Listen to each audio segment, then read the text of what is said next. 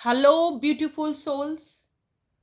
আমি একটা অপূর্ব অসাধারণ যে প্রশ্নটা আমাকেও বলতে পারেন নাড়িয়ে দিয়েছে। আমিও অনেক ভেবেছি প্রশ্নটা নিয়ে। আর প্রশ্নটা আমাকে এত টাচ করেছে, এত ভালো লেগেছে কোয়েশ্চেনটা, যে আমার মনে হলো যে আমি আপনাদের সবার সাথে শেয়ার কেন করি না।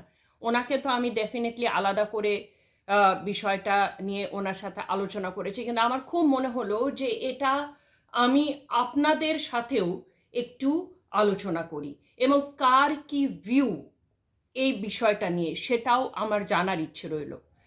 প্রশ্নটা ছিল যে ফেমিনিজম অ্যান্ড ফেমিনাইন এনার্জি, এই দুটো কি একসাথে চলতে পারে? তো উনি দুটোকে ডিটেলে জানতে চেয়েছেন। আমি অত ডিটেল এখানে বলতে পারবো না, হয়তো যত ডিটেলে ওনাকে অন জুম মিটিং আমি বুঝিয়েছি, কিন্তু আমি একটু বলতে চাই যে ফেমিনাইন এনার্জি এবং ফেমিনিজম দুটো কিন্তু একদম আলাদা ধারণা। ফেমিনিজমের বিষয়টা আমাদের মাথার মধ্যে যখনই আসে, আমরা women empowerment, women liberation, women empowerment, women strength ইত্যাদি নিয়ে বড় বেশি বদার হয়ে পড়ি। আমি আন্ডারনিথ কি মানে, তার কি তার ভেতরের মানেটা কি, এবং ডিকশনারিগত তার অর্থ কি, সেই সবগুলো আমি জানি, আপনারা গুগল করে সবাই জানতে পারবেন। কিন্তু আমার কাছে এবং আমার মতো আর পাঁচটা সাধারণ মেয়েদের কাছে আহ, এটা কি মানে হয়। ফেমিনিজম মানেটাই হচ্ছে যে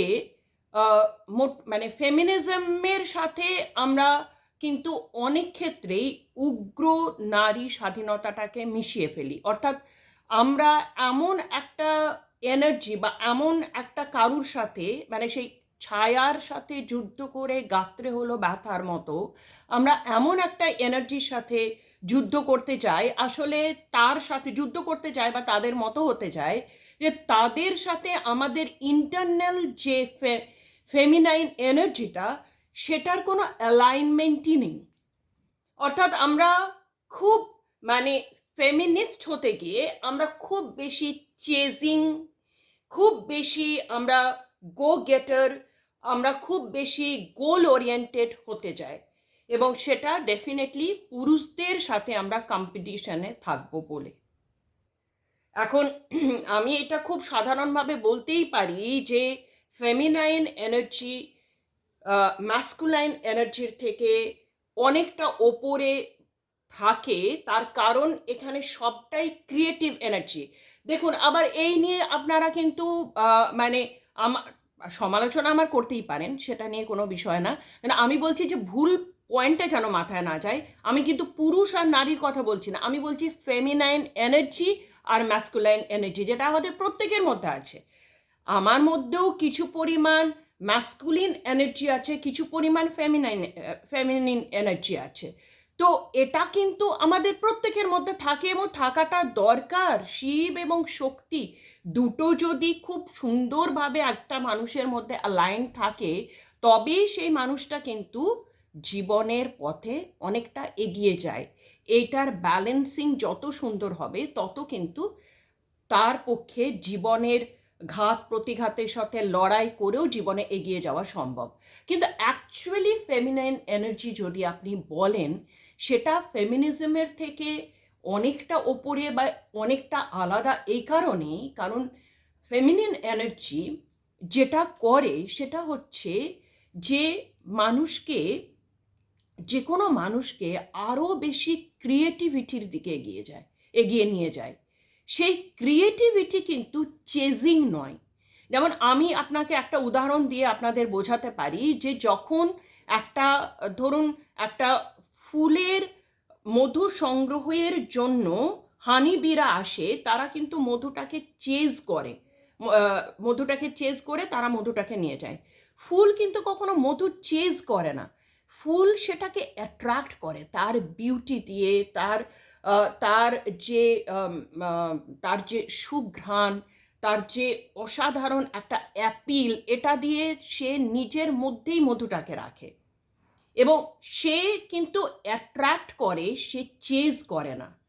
এখন ম্যাসকুলিন এনার্জি কিন্তু চেজিং, মানে কোনো একটা গোলের পেছনে, কোনো একটা গোলকে অ্যাচিভ করার পেছনে, এইগুলোর পেছনে থাকে।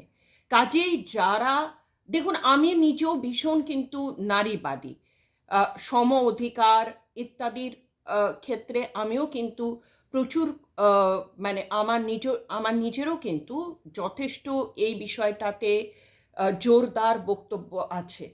কিন্তু এই দুটো নিয়ে যখন আমরা আলোচনা করব, আমার মনে হয় ফেমিনাইন এনার্জিটা সেটা একটা পুরুষের ক্ষেত্রেও থাকতে পারে। পুরুষ যারা শিল্পী হন বা যারা কোনো কিছু ক্রিয়েটিভিটির মধ্যে আছেন বা যারা অনেক সময় অনেক বাড়ির মধ্যে থেকেও অনেক সুন্দর সুন্দর জিনিসপত্র করছেন, যারা বাচ্চাকে লালন পালন করছেন, যারা বাচ্চা দেখাশোনা করছেন, যারা বাড়ির সমস্ত কিছু করছেন বা কোনোভাবে নিখুঁত কোনো ক্রিয়েটিভ কোনো কাজ করছেন, কোনো সিনেমা ডিরেক্ট করছেন, কোনো অসাধারণ ছবি আঁকার জায়গায় নিজেকে নিচ্ছেন, যারা নৃত্যশিল্পী, যারা মানে নানাবিধভাবে পুরুষরাও কিন্তু ফেমিনাইন এনার্জির মধ্যে থাকে। কিন্তু সেই ফেমিনাইন এনার্জিটা হলো, এটা মুন এনার্জি। মুন যেমন দেখবেন আস্তে আস্তে আস্তে আস্তে নিজেকে ফুল মুনের জায়গায় নিয়ে যায়, তার সৌন্দর্যটাকে মানে ব্লসম করে। আবার কোনো কোনো দিন যেদিন নো মুন হয়, সেদিন কিন্তু সে নিজেকে একদম ঢেকে রাখে, সে কোথাও কিছু মানে নিজেকে প্রকাশই করতে চায় না। সো ফেমিনাইন এনার্জিটা হচ্ছে এমন, যেটা প্রতিদিন প্রত্যেক ক্ষেত্রে প্রতিদিন প্রতিদিন প্রতিদিন একই রকমের কাজ, একই রকমের চেজিং, একই রকমের গো গেটার, এটা না। whereas ম্যাসকুলিন এনার্জিটা হচ্ছে সান এনার্জি, যেটা প্রতিদিন একটা এনার্জি শো করে এনার্জিকে দেয়। সেটা হচ্ছে ম্যাসকুলিন এনার্জি, যেটা আমাদের কাজ করার শক্তিকে আরও বেশি বৃদ্ধি করে, যেটা আমাদের আমাদের নিজস্ব পাওয়ারকে ডেভেলপ করে। এইগুলো হচ্ছে ম্যাসকুলিন এনার্জি। কিন্তু ফেমিনিন এনার্জিটা সেটা নয়। ফেমিনিন এনার্জিটা হচ্ছে ধীর বহতা একটা সুন্দর নদীর মতো, যেটা আপনার ভেতর দিয়ে বয়ে চলেছে এবং অনবরত অনবরত নিজেকে ক্রিয়েট করছে এবং আরও আরও নানা রকমের সুন্দর সুন্দর জিনিস তাদের নিজেদের ভেতরে যেমন সেরকম তাদের সারাউন্ডিংসেও তৈরি করছে। তাদের ভালোবাসা, মায়া, মমতা, কম্প্যাশন, কাইন্ডনেস, লাভ ইত্যাদি সব কিছুই কিন্তু এই ফেমিনিন এনার্জির মতোই তাদের অন্তরে বইতে থাকে এবং সেটা কিন্তু একটা হিলিং পাওয়ার, হিলিং এনার্জিও। সেটা কিন্তু ফেমিনিজমের সাথে ঠিক যায় না। কাজে ফেমিনিজম এবং ফেমিনাইন এনার্জি এই দুটো একটু হলেও আলাদা।